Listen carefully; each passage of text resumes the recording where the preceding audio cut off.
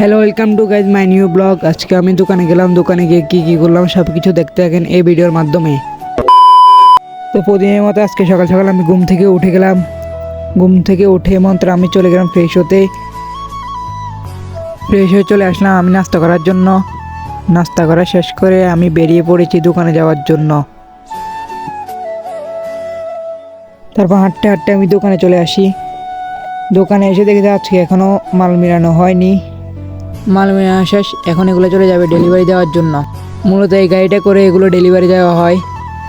তারপর আমি চলে আসছি আমাদের আসল দোকানে। এখানে মাল মেলানো হচ্ছে, মাল বের করা শেষ, এখন এগুলো চলে যাবে মার্কেটে ডেলিভারি দেওয়ার জন্য। তারপরে আমরা ডেলিভারি গাড়ি বিদায় করে দিয়ে এসে দোকানে মালগুলো গোছাচ্ছি। দোকানে আমি মালগুলো গোছাচ্ছিলাম, এর মধ্যে শরীফ ভাই এসে বললো গোডাউনে গিয়ে 1 কার্টন দুধ নিয়ে আয়। তো আমি সোজা চলে গেলাম গোডাউনে দুধ নেওয়ার জন্য। গোডাউন থেকে দুধ নেওয়া হয়ে গেলে আমি বেরিয়ে পড়েছি। আমরা দোকান বন্ধ করে চলে যাচ্ছি বাড়ির দিকে। তারপর আমি চলে আসলাম ঘরে। আজকের জন্য এতটুকুই।